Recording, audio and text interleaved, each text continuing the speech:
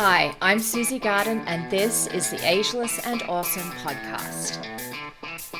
I'm an age-defying naturopath and clinical nutritionist, and I'm here to bust myths around women's health and aging so that you can be ageless and awesome in your 40s, 50s, and beyond.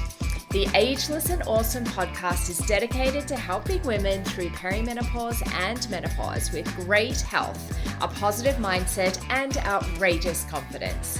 Hit subscribe or follow now, and let's get started. Hello, gorgeous one, and welcome to this week's episode of the Ageless and Awesome podcast. I hope you are well.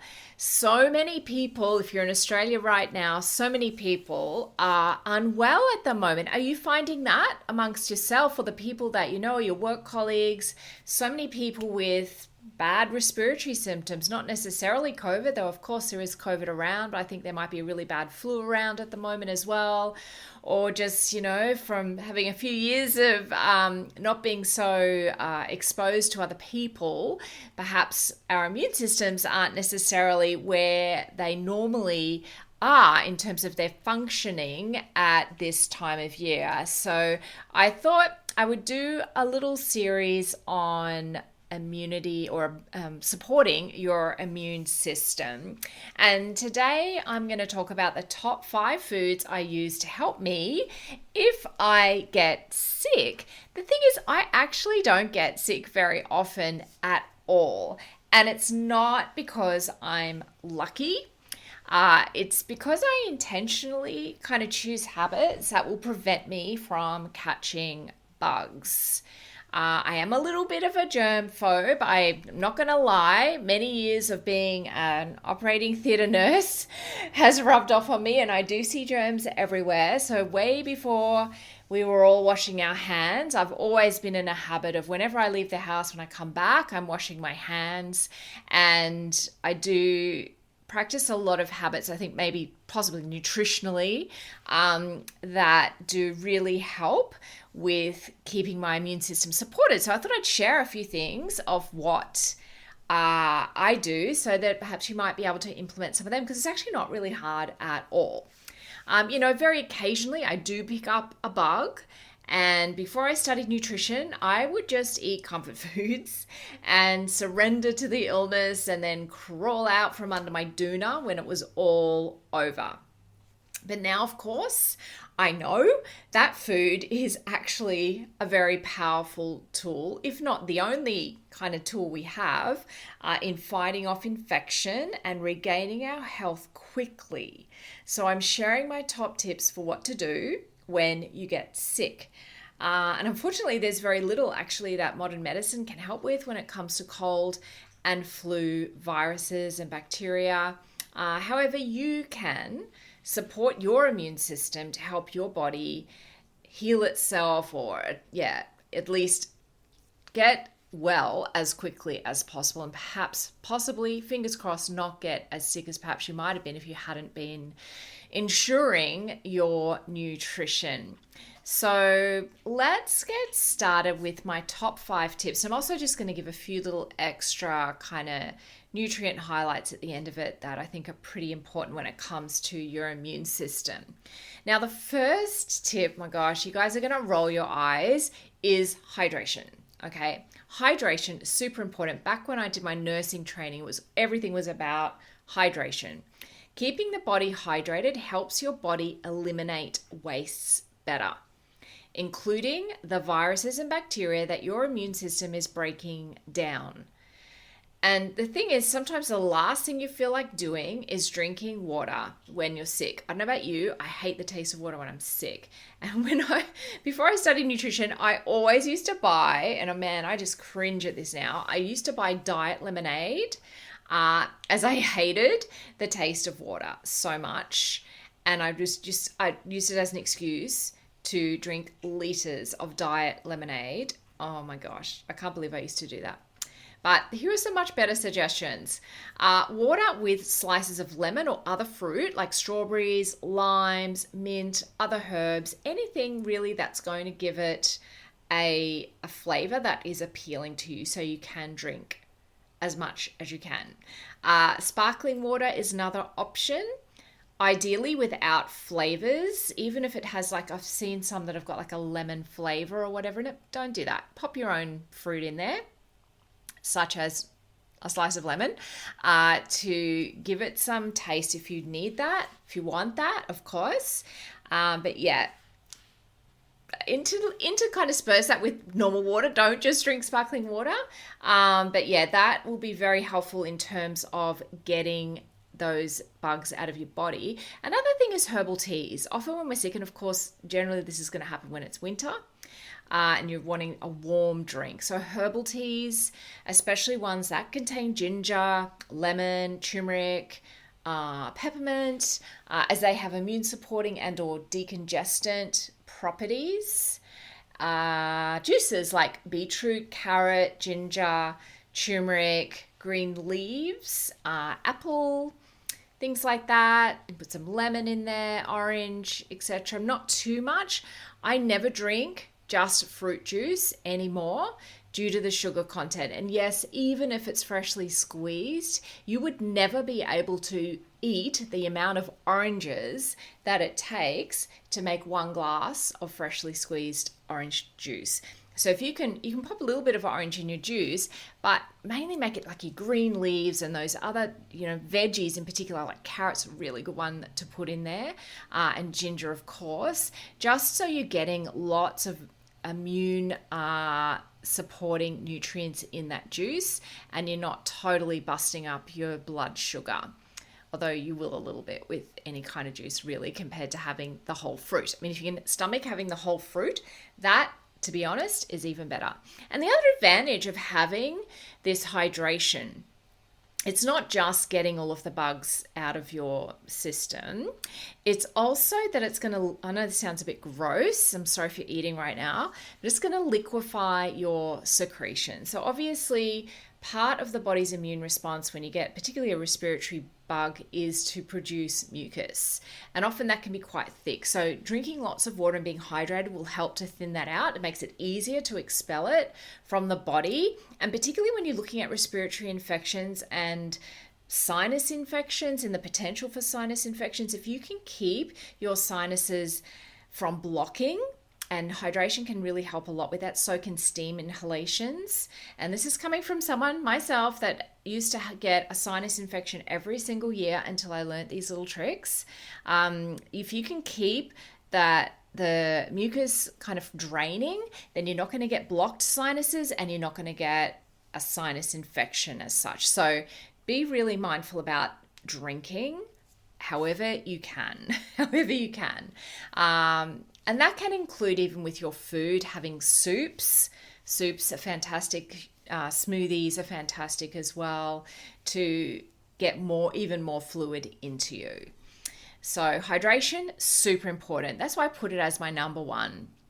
Number 2, the rest of them are not necessarily in a priority order. The next one, I'm just going to say, get some probiotics into you through your food.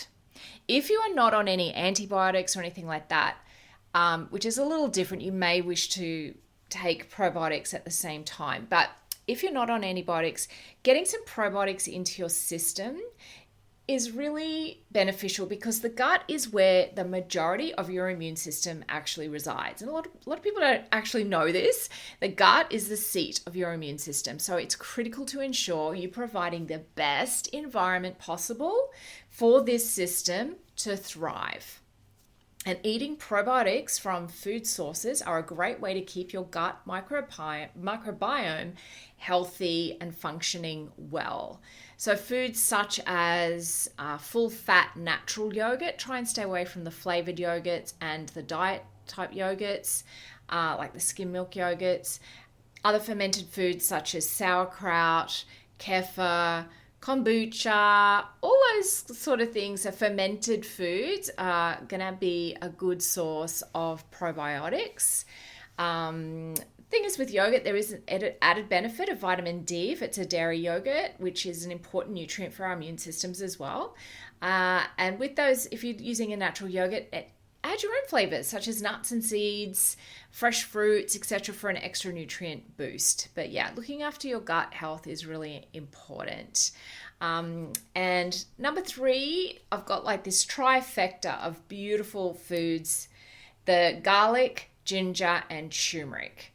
They are immune supporting antioxidants. They are a powerhouse of goodness. And I make sure I have a steady supply of these on hand, especially when there is illness in my household.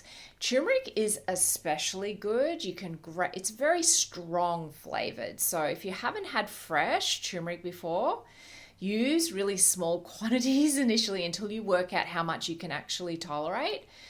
Turmeric is especially good if you grate it into stir fries. You can, as I mentioned before, pop a little bit into your juice.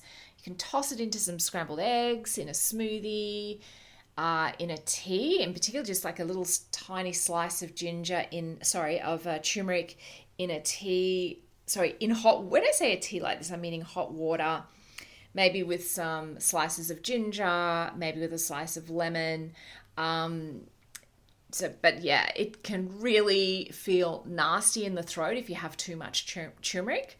So just play around a little bit, start low and gradually build up till you find out where your kind of tipping point is for tolerance of turmeric. You're probably more familiar with how to use ginger and garlic, so I won't go into that too much. I will just say a great way to have raw garlic, because raw garlic is really good when you need it for an immune point of view, so you're not kind of destroying the antioxidants if you overcook it, is guacamole.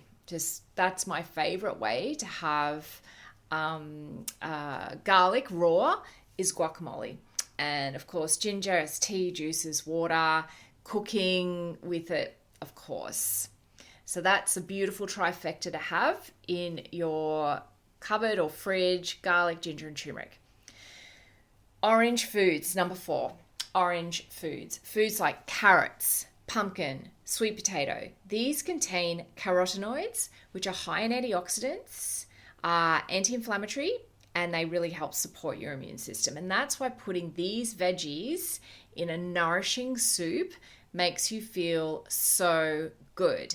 And you may have seen on my blog or on my Insta, I've popped a recipe for my favorite pumpkin soup, and it's beautiful for supporting your immune system. So go and check that out either on my Insta at Susie Garden Wellness or at susiegarden.com. The last of my top 5 tips in terms of nutrition for when you're sick is protein. Protein is needed to repair the body and promote recovery during illness. You also need protein for your immune system to function effectively. And if you don't feel like eating much in the way of solid foods, then things like blitzing pulses in a soup can help boost the protein without being too difficult to digest. And in my pumpkin soup recipe that I've recently posted, I actually use cannellini beans. And what that does is it provides a good protein source. Most people can easily digest cannellini beans, and when you blitz it in the soup like that, it just makes the soup nice and thick and creamy, and it makes it really, really healthy, which is fantastic. So yeah, protein is really important. And the thing is, when we're sick, often we don't feel like eating heavy kind of meals. But if you can get decent protein in a more lightweight, I don't normally promote protein powders so much, but even using a protein powder and having a smoothie will be super helpful when you are sick. Now, outside of my top 5, if you've got my top 5 sorted, that's awesome. Outside of that, there are 3 kind of key nutrients that I also wanted to highlight. One of them is, of course, zinc. Zinc is probably in every cold and flu kind of supplement, and also in my Energy Glow NR. For one of the reasons it's in there is to support immunity. And you can get it from food in things like nuts and seeds, like almonds, and pumpkin seeds are good sources. Whole grains, seafood in particular is known for being very high in zinc. Now, you may not feel much like eating seafood when you're sick, but nuts and seeds are super easy. You can just pop them in your yogurt or something like that. Vitamin C is, of course, everybody knows, I think vitamin C, some great sources of that are kiwi fruit, berries, broccoli, capsicum, oranges, everyone knows that.